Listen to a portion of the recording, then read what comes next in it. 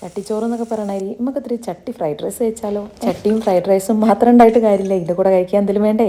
അപ്പോൾ നമുക്ക് കുറച്ച് മല്ലി, കുരുമുളക്, എള്ള്, പെരിഞ്ചീരകം, ഉണക്കമുളക്, പിന്നെ കുറച്ച് കറിവേപ്പില.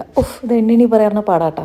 ഇതെല്ലാം കൂടെ നമുക്കങ്ങ് പൊടിയായിട്ട് പൊടിച്ചെടുക്കാം. ഇനി മഷ്റൂമിനെ നമുക്കങ്ങോട്ട് കുളിപ്പിക്കാം.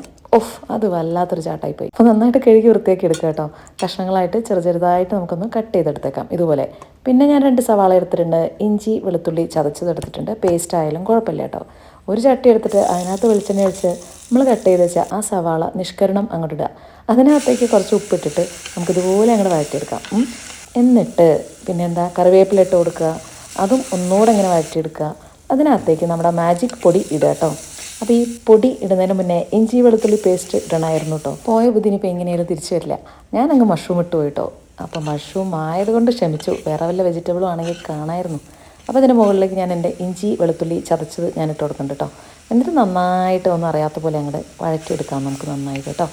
അപ്പോൾ മഷ്റൂമാണ്, അതിൽ നിന്ന് വെള്ളം വരും എന്നൊക്കെ വിചാരിച്ചിട്ട് കാര്യമില്ല. നമ്മൾ കുറച്ച് വെള്ളം അങ്ങ് ഒഴിച്ച് കൊടുക്കുന്നുണ്ട് കേട്ടോ, വളരെ കുറച്ച്. എന്നിട്ട് ഇത് നന്നായിട്ട് അങ്ങ് കുക്ക് ചെയ്തെടുക്കുക. ഇതുപോലെ നന്നായിട്ടൊന്ന് വരട്ടിയെടുക്കുക എന്ന് വേണം പറയാൻ കേട്ടോ. കാണുമ്പോൾ വല്ല ബീഫ് ഇരിക്കണ പോലെ തോന്നുന്നുണ്ടല്ലേ.